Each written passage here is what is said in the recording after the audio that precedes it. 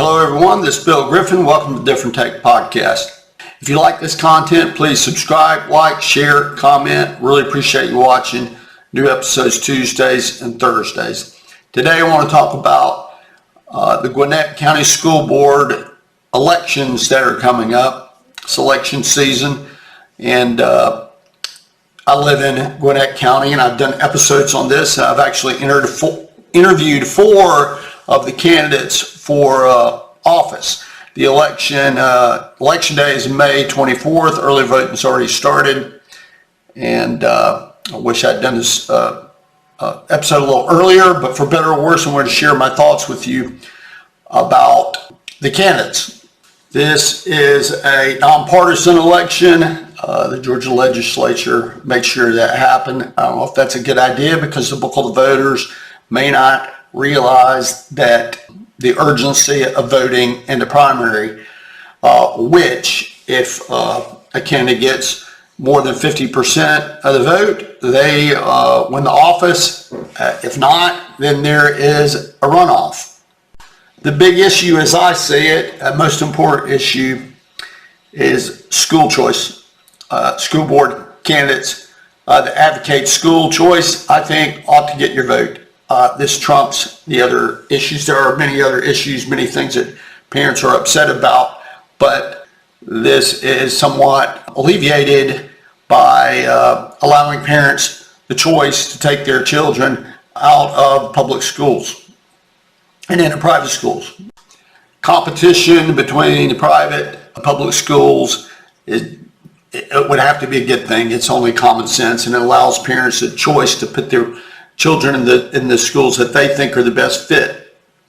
I think it's also very important because in the case of Gwinnett County, maybe small school systems or counties that have a much smaller population, but Gwinnett has something like a little over 1 million people, I believe, and their budget for the Gwinnett County public school system is $2.3 billion.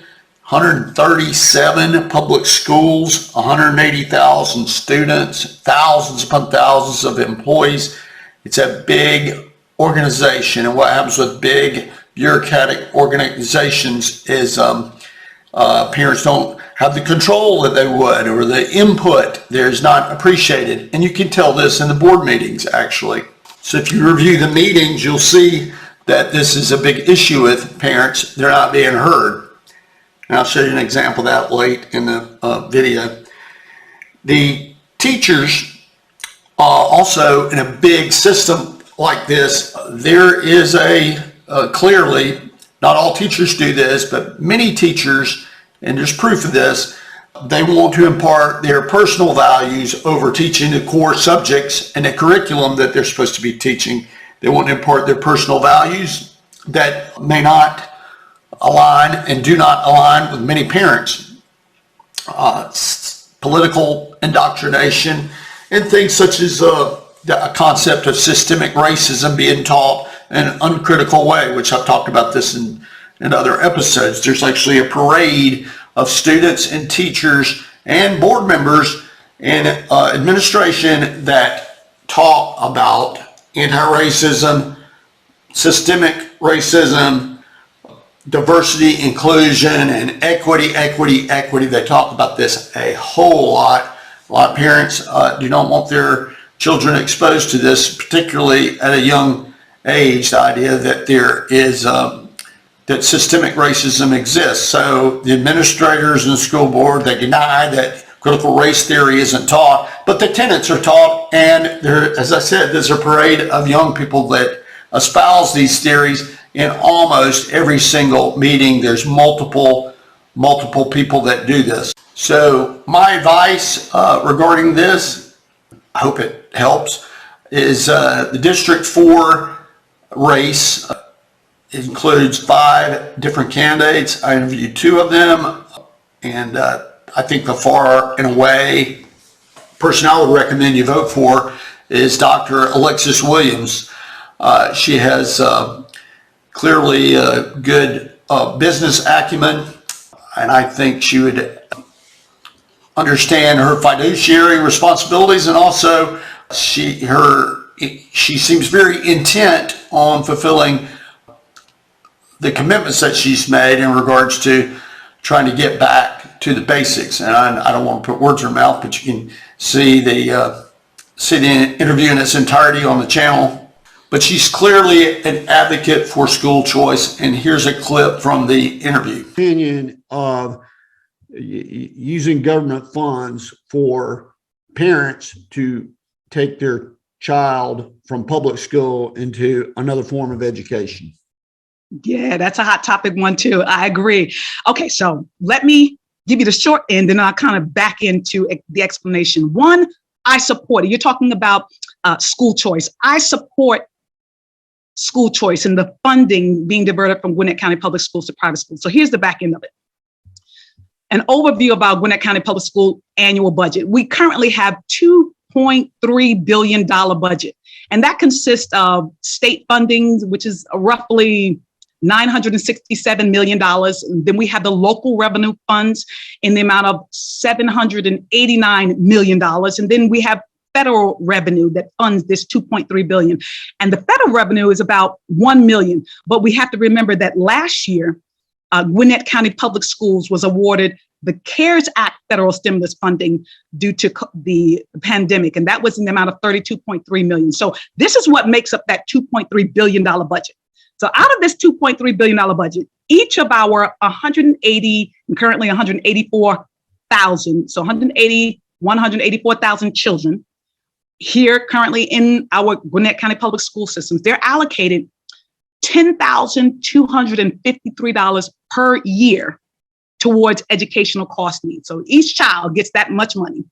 But when we talk about school choice dollars, we're specifically talking about $6,000 that's allocated per child. So there's a cap to move with that child if the parent moves that child from the public school to the private sector, or even, Bill, if a parent decides to go from public school to homeschool, you can use that $6,000 for tutoring, books, resources. So yes, I am a proponent of school choice, and also bills that allow parents and children the choice to which schools they want to attend.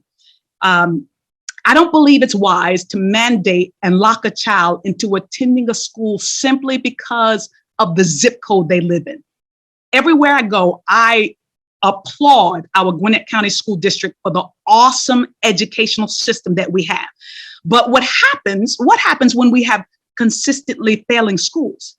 Is it fair for those children and their parents to force that child to attend those failing schools that are not meeting the child's education needs simply because of the zip code that they're assigned to?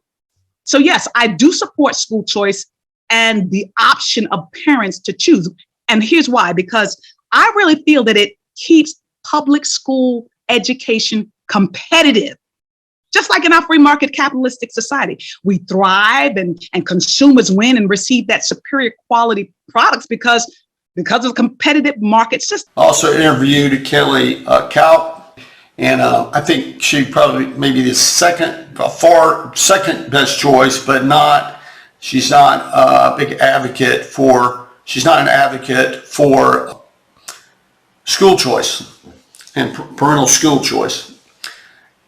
Just something for the parents, $6,000 reasonable, allow them the opportunity to financially move their children in a better location. The arguments against this are becoming weaker and weaker by the year. The other three candidates are, I think they're very woke. Their campaign websites display this, their interviews, that they are participations in forums and debates and so forth clearly illustrate this. Even one man who's running is a former teacher who was proud of the fact that he taught out of Howard Zinn's, I think it's History of America. He's a Marxist, and anyone that would be proud of teaching that is probably a Marxist too. I'm sorry, he may not be, but may just be very misguided, not understand what he's teaching, which is also scary in and of itself. So I recommend far and away Dr. Alexis Williams for District 4 School Board. The other race that's up, there are 5 school board seats, but only 2 are up for re-election, and that is, his name is Michael Rudnick, and the incumbent is Keith Knudsen.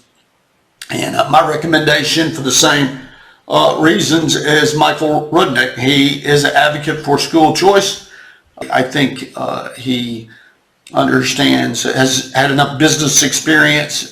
He understands what it's like to deal with a massive budget. I think he's a proper choice. And here is a clip of an interview that I did with him.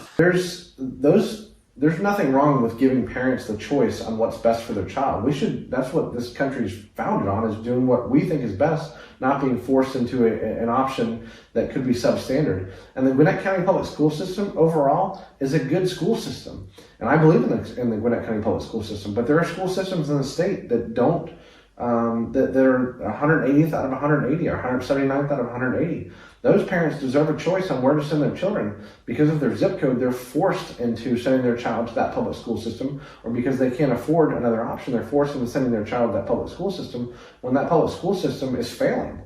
They have a failing grade. Obviously, they're looked over by certain entities, but those students, unfortunately, have much less of a chance than other students in other districts. So I think he's correct. School choice is necessary, as I've said, and I think he'll be a great advocate for that. The incumbent is, as I said, is Keith Knudsen, and here's a clip from an interview that I did with him so you can contrast and compare the two candidates on this issue. Not get to the governor. Do you advocate for such thing? Well, here's the deal. One of the things that when we look at the requirements that we have for from our accrediting body, from the Georgia School Board Association, when you get into public education, our position as a board is not supportive of that. The concern is that it could affect the funding that we get to educate kids. And when we look at the fact that 90% of the kids in our county are educated within Gwinnett County public schools, and we have limited resources, then our position as a board and our legislative team is to not support that. Personally, I'm a business guy, and I believe in the free market. I believe in competition. We don't have this problem in Gwinnett County schools, but and again, just personally, I believe that if a family is part of a failing school, we don't have those in Gwinnett County, that they ought to have the ability to find success for their kids. And so it's hard for me as a person to say, and again, the context, you got to take in the context. Gwinnett County schools, we don't have failing schools.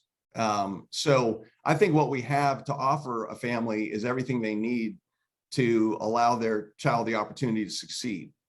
So Mr. Knudsen, very congenial person, pleasant to talk to, intelligent person, business guy, all those things.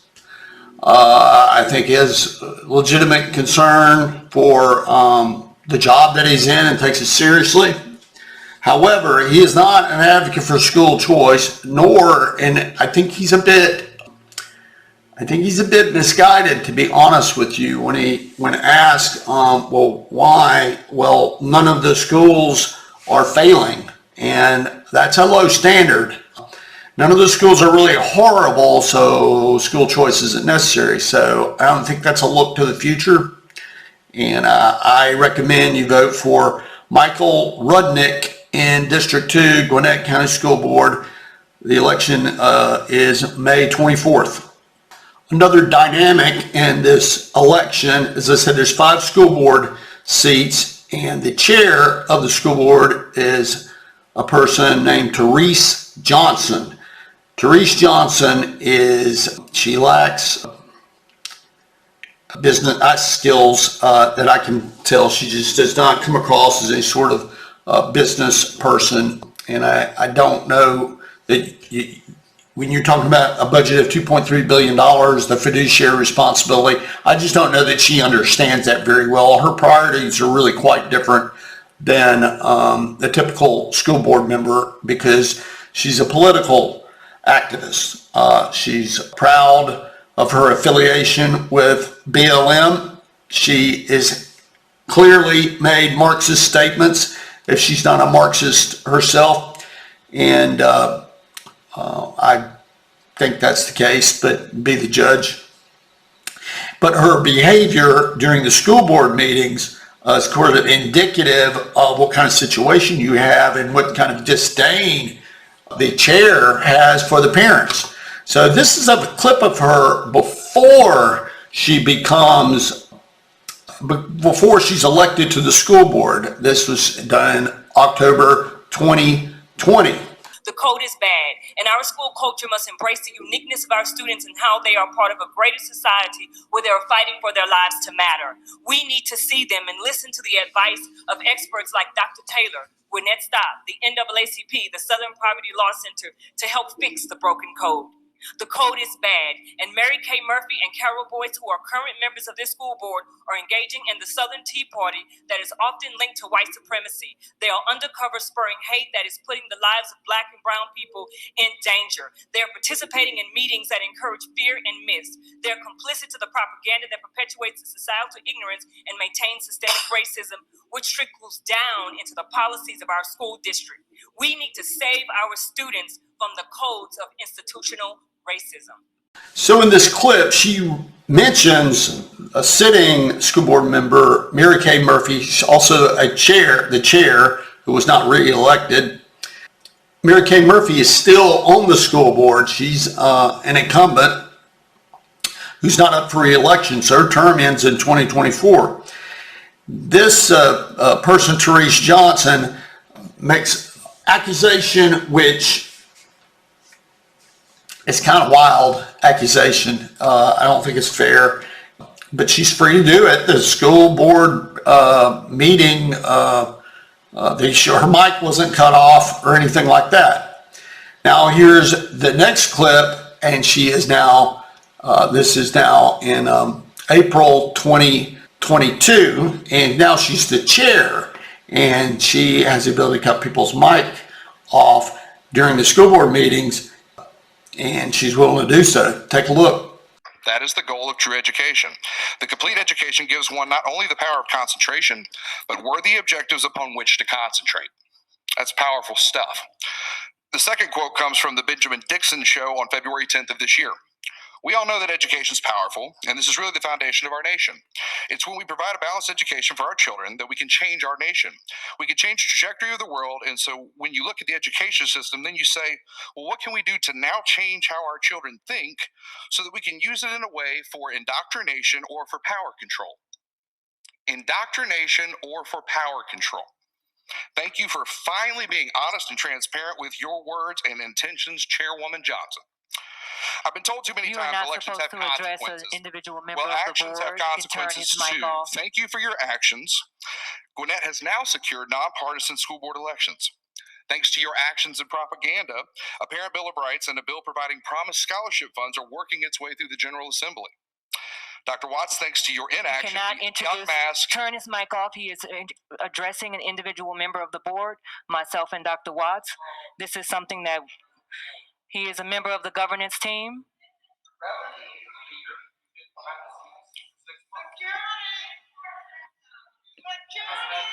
Part of our board norms is that we will not and cannot let misbehavior have a negative impact on the important work that we as a governance body have. We are representing the value of our children, and our children do not need to hear the individual targeting of the governance team, any member of this governance team. So you can see she thinks it's great to call out the school board names, and she gets them. She was running for school board at the time, so I guess that's how you get elected. You go to meetings and you call out the members by name.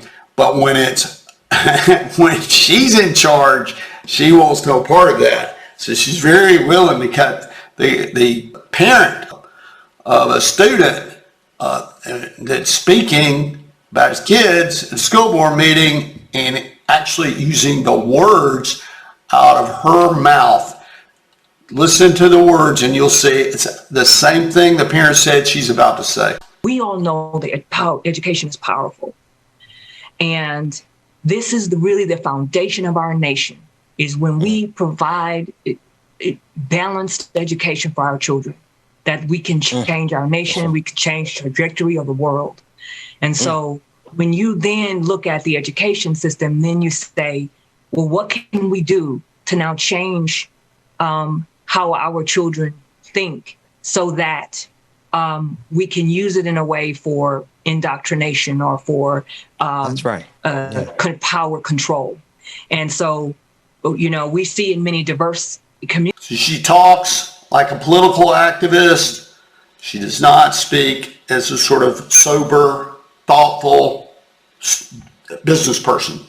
She has made many political speeches, and her Facebook posts are filled with the same things over and over again: diversity, inclusion, equity, and so forth and so on. I don't think it's shocking that anybody would vote for her, but two of the members, one is still on the board, one's leaving an open seat, voted for her for chair, besides the fact that she actually got elected in her district. But this is not the proper person, and this is the dynamic you're dealing with, not the proper person to be on a school board, in my opinion. She's hell-bent on making sure children get indoctrinated. She's going to do everything within her power to do that, and to indoctrinate in Marxist ideology. So, to wrap up, District 4, Alexis Williams. District 2, Michael Rudnick. Good luck to the parents. Frankly, no matter what happens, if you have the ability to get your children out of public school, seriously consider it, because fact of the matter is things go one way or the other, and it just looks like things are sliding downhill instead of getting better. But hopefully, if these two board members are elected, they can turn the school system around. But what's wrong with competition? I think that's the huge issue, the school choice. The school board members only have so much control. So if you had kids in public school, particularly in Gwinnett County, you might want to think about getting them out of it. So that's my episode for the day. I appreciate you watching. If you like this content, please subscribe, like, share, comment. Love to hear your comments. Appreciate you watching. Episodes Tuesdays and Thursdays. Check out the platforms we're on. Thank you for watching.